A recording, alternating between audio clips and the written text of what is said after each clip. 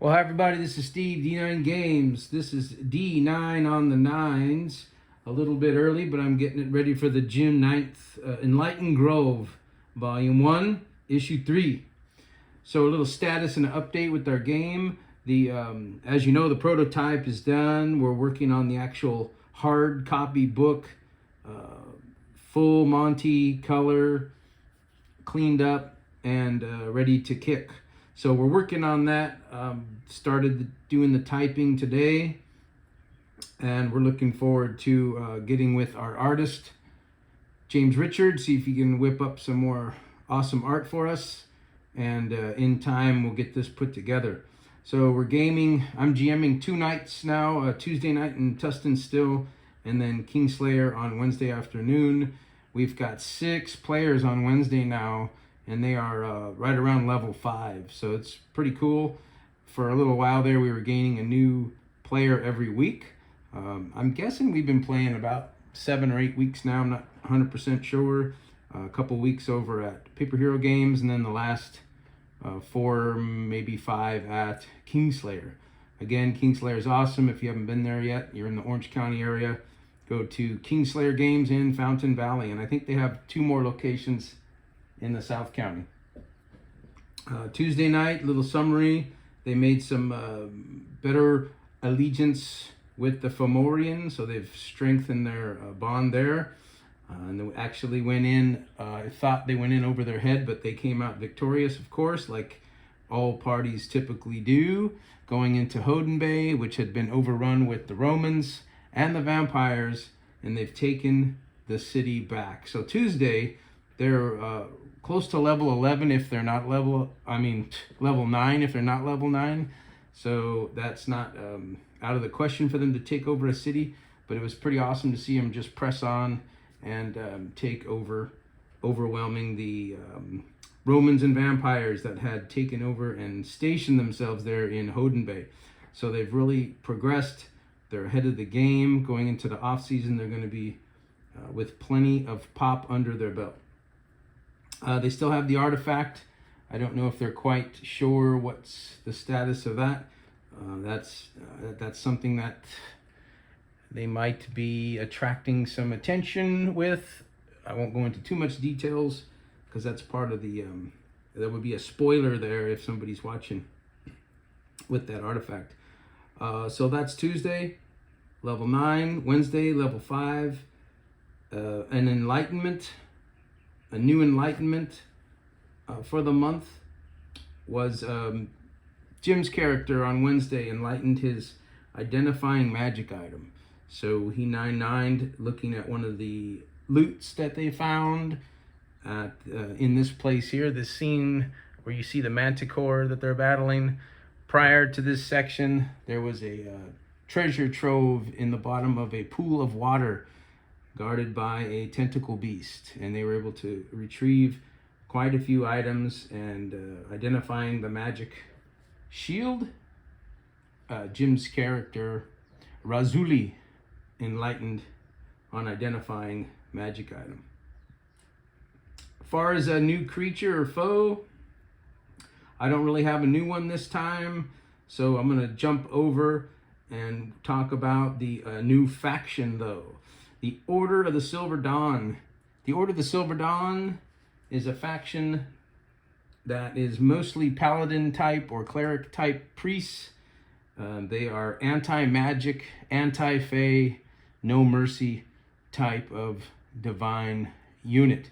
Now, what they do not know in the Tuesday game or the Wednesday game, because both games are in the same play setting, as you may know, is they don't know that that is one of the 7 factions that's actually working with, to a degree, with the Romans and the vampires. So they are in Betancourt right now. They're stationed in Betancourt, this Order of the Silver Dawn.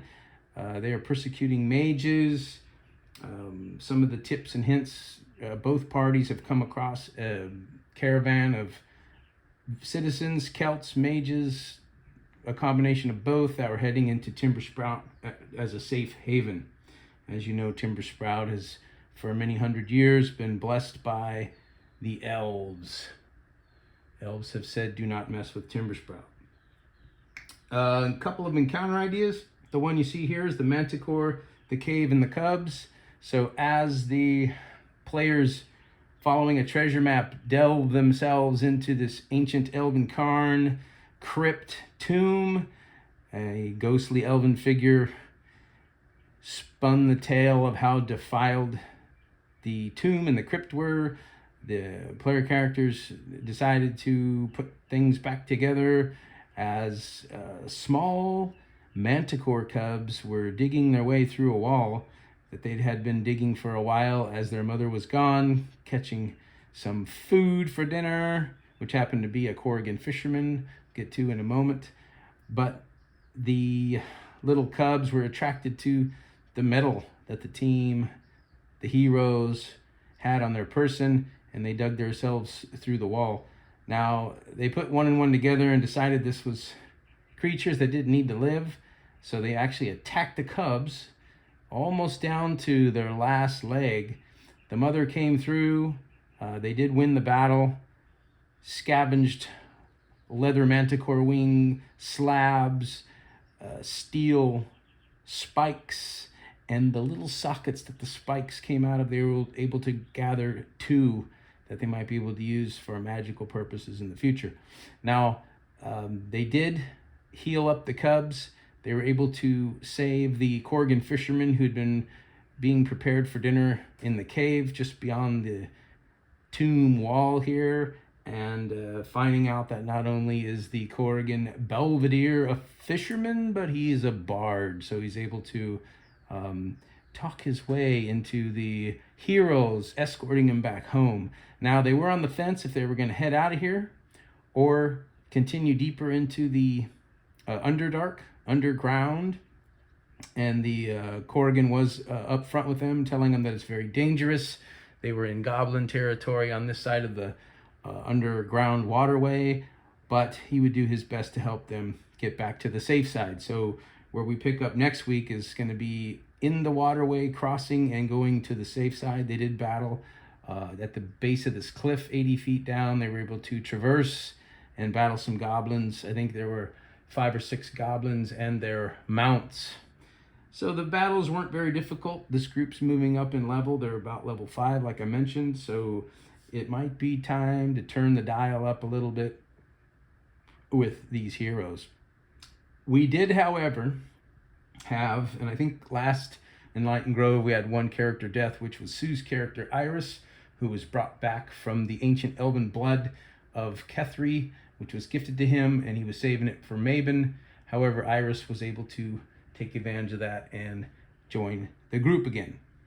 Now, our Wednesday group had a player death. Owen, their bowman, Scout Bowman Owen, died in battle from getting riddled with goblin arrows on their way into Coelen.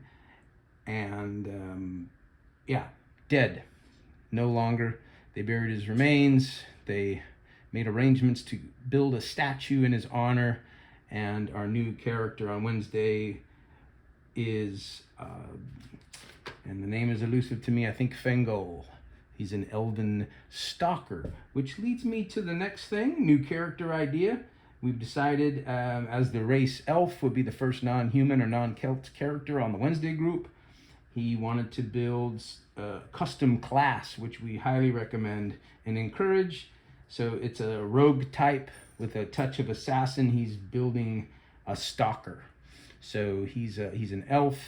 He's feeling like it's his obligation to avenge those elves that have been captured by the Romans and the vampires, where some of you might know the vampires are taking elven blood to help them maintain a long vampiric life. So our new character, played by Jordan, stalker, rogue type assassin. Next up, a new mechanic. So this is a new mechanic to the Enlightened system. It's something we've kicked around for a little while, and we've decided it'd be a great idea. If you haven't enlightened a talent yet, and instead of rolling a double 9, you happen to roll a triple 9, we're going to call it an auto enlightenment. And this is something that I heard one of my players, I believe it was Richard, a few years ago mention or recommend, and this thought and idea resurfaced itself, and we've decided to make it canon.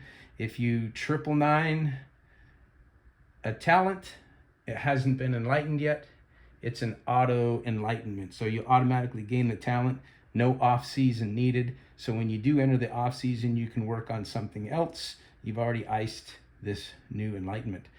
If you already have the enlightenment with the 999 and you 999, of course, you take it to the custom pro level of that talent, which is going to stay the same as the rules state. But the new mechanic is simply this: if you haven't enlightened a talent yet and you're doing an action related to that talent and you 999 for the first enlightenment, you automatically gain the talent. No off-season study needed for that talent.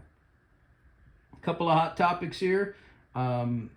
It helps my gameplay to not be too strict about it, but always consider only allowing one roll per round from your player. So as you're going around the horn, and you might be saying, okay, Lester, what do you want to do? Well, here's my situation. This is what I'm thinking. He might make a roll. He might not make a roll. You don't always need to make a roll, but one roll per round as you're going around the horn kind of allows everybody to get an enlightenment on an equal playing field. It doesn't take away from the aggressive player, but it does keep things, in my opinion, with a nice flow, and it'll get people more involved, the ones that are quiet. So as you roll around the table to your next player, hey, Wallen, what are you going to do? He's encouraged to come up with some kind of idea, which might warrant a roll, and it might not warrant a roll. So one roll per round is a good clip, and once in a while, of course, you might need two. If you're trying to hybrid something or you need a couple of rolls, maybe they need to make a mental defense plus a physical defense, that's different. But as far as just adventuring, role-playing, even in combat, shoot and aim for one roll per player per round. Another thing that's on the hot topic list is how you might look at the GM, as opposed to the GM being like an opponent in the game. They're more of a coach. You've heard the phrase moderator, referee, different things like that. I think the GM best comes to my mind as a coach. So you've got like he's rooting for the players, he puts up the scene, he calls it like it is. And in our game, the players make the majority of the rolls, if not all the rolls. So there's not a lot of rolling against them per se. They roll all their own actions, reactions, and I actually go around the horn and let them take turns of making my random encounter rolls. Timer die. Use a timer die. We'll roll a D9, which is a 10-sided die, and I usually cut that in half. So a 9 becomes a 5, a 2 becomes a 1, and that's how many rounds the next thing might be coming around the corner, or the room might be flooding, or whatever. So that's about it. The last thing I have here might help your game too, especially if you're running a game in a game shop like we are on Wednesday, is have some pre-gens ready.